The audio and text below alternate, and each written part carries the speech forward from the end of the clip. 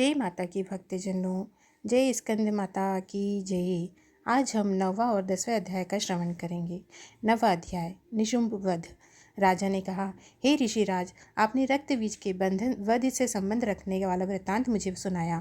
अब मैं रक्त बीज के मरने के बाद क्रोध में भरे हुए शुंभ व निशुंभ ने जो कर्म किया वह सुनना चाहता हूँ।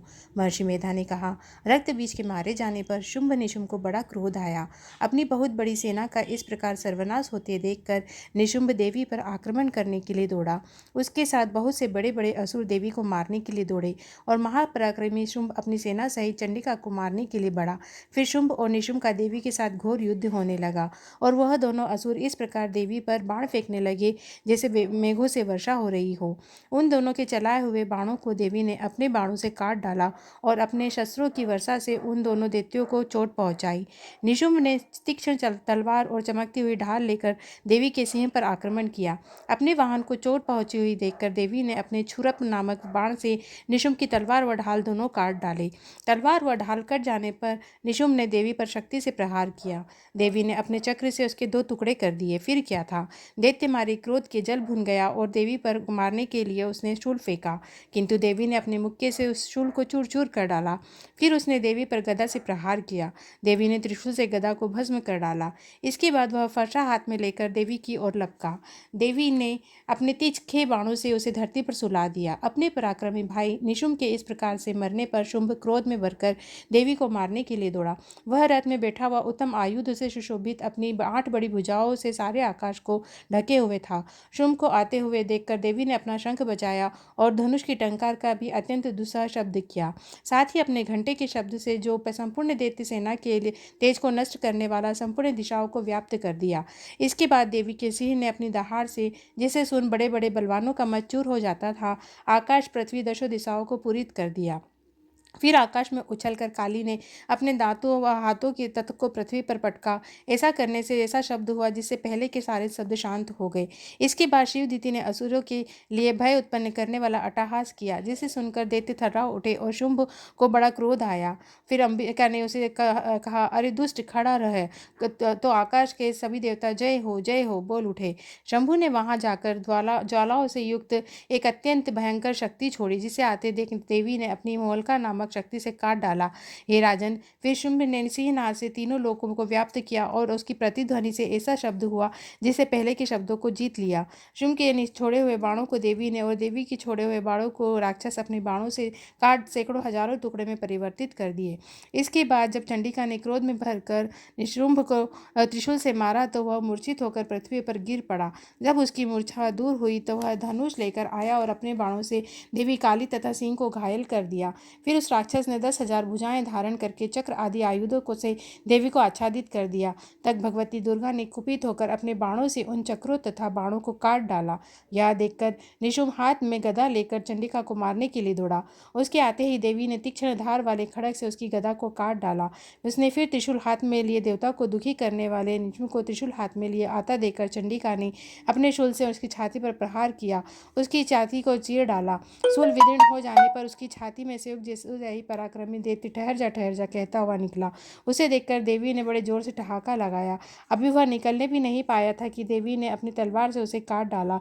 सिर कटने के साथ ही वह पृथ्वी पर गिर पड़ा। तदंतर सिंह दहाड़ कर असुरों का भक्षण करने लगा और काली शिवदीति भी राक्षसों का रक्त पीने लगी। कौमारी की शक्ति से कितने ही महादैत्य नष्ट हो गए। ब्रह्मा जी के कमंडल के जल से कितने ही असुर समाप्त हो गए।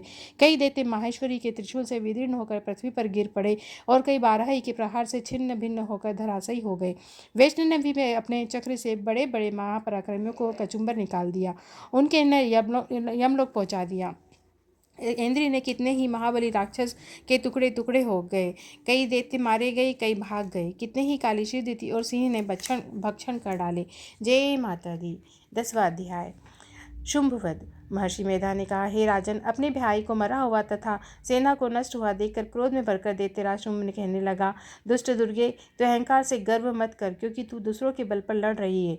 देवी ने कहा, हे दुष्ट, देख, मैं अकेली हूँ। इस संसार में मेरे सिवा दूसरा कौन है? यह सब मेरी शक्तियाँ हैं। यह सब की सब मुझ में प्रविष्ट हो रही है। इसके बाद ब्रह्माणी आदि सब देवियाँ उस देवी के शरीर में लीन हो गई तथा देवी अकेली रह गई। तब देवी ने कहा, मैं अपनी ऐश्वर्य शक्ति से अनेक रूपों से यहाँ उपस्थित हुई थी। उन सबको रूपों को मैंने समेट लिया है। अब मैं यहाँ अकेली खड़ी हूँ, तुम भी यहाँ ठहरो। महर्षि मेधा ने कहा। जब देवताओं तथा राक्षसों को देखते ही देखते देवी तथा असुर में भयंकर युद्ध होने लगा। अंबिका देवी ने सैकड़ों शस्त्र छोड़े। उधर दैत्यराज ने भी भयंकर अस्त्रों का प्रहार आरंभ कर दिया। देवी के छोड़े हुए सैकड़ों अस्त्रों को दैत्य ने और अपने अस्त्रों द्वारा काट डाला। इसी प्रकार उन्होंने जो शस्त्र छोड़े उन्हें देवी ने अपने भयंकर हुंकार से काट डाला। दैत्य ने जब सैकड़ों बाण छोड़कर देवी को ढक दिया तो क्रोध में भरकर देवी ने अपने बाणों से उसका धनुष नष्ट कर डाला। धनुष कट जाने पर दैत्येंद्र ने शक्ति चलाई, लेकिन देवी ने उसे भी काट कर फेंक दिया। फिर दैत्येंद्र चमकती हुई ढाल लेकर देवी की ओर दौड़ा, किंतु जब वह देवी के समीप पहुंचा तो देवी ने अपने तीक्ष्ण बाणों से उन्हें चमकती हुई ढाल को काट डाला और दैत्येंद्र का घोड़ा मर गया, रथ टूट गया, साथ ही मारा गया। तब वह भयंकर मुद्गर लेकर देवी पर आक्रमण करने के लिए चला, किंतु देवी ने अपने तीखे बाणों से मुद्गर को काट दिया। इस पर दैत्य ने क्रोध में भरकर देवी की छाती में मुक्का मारा। दैत्य ने जब देवी को मुक्का मारा तो देवी ने उसकी छाती में जोर से थप्पड़ मारा। थप्पड़ खाकर पहले दैत्य जब पृथ्वी पर गिर पड़ा, किंतु तुरंत ही उठ खड़ा हुआ। फिर वह देवी को पकड़कर आकाश की ओर उछला और वहां दोनों में युद्ध होने लगा। वह युद्ध ऋषियों व देवताओं को आश्चर्य में डालने वाला था। देवी आकाश में दैत्य के साथ बहुत देर तक युद्ध करती रही। फिर देवी ने आकाश में घुमाकर पृथ्वी पर गिरा दिया। दुष्ट आत्मा दैत्य पुनः उठकर देवी को मारने के लिए दौड़ा। तब उसको अपनी ओर आता हुआ देखकर देवी ने उसकी छाती विदीर्ण करके उसको पृथ्वी पर पटक दिया। देवी के त्रिशूल से घायल होने पर उस दैत्य के प्राण पखेरु उड़ गए और उसके मरने पर समुद्र, द्वीप, पर्वत, पृथ्वी सब कांपने लगे। तदंतर उस दुष्ट आत्मा के मरने से संपूर्ण जगत प्रसन्न व स्वस्थ हो गया तथा आकाश निर्मल हो गया। पहले जो उत्पात सूचक मेघ, उल्कापात होते थे, सब शांत हो गए। उसके मारे जाने पर नदियाँ अपने ठीक मार्ग से बहने लगी। संपूर्ण देवता का हृदय हर्ष से भर गया और गंधर्वियाँ सुंदर गान गाने लगी। गंधर्व बाजे बजाने लगे, अप्सराएं नाचने लगी, पवित्र वायु बहने लगी, सूर्य की कांति स्वच्छ हो गई, यज्ञशालाओं की बुझी हुई अग्नि अपने आप प्रज्वलित हो उठी तथा चारों दिशाओं में शांति फैल गई। जय अम्बे मात की जय, महाकाली मात की जय, दुर्गे मात की जय।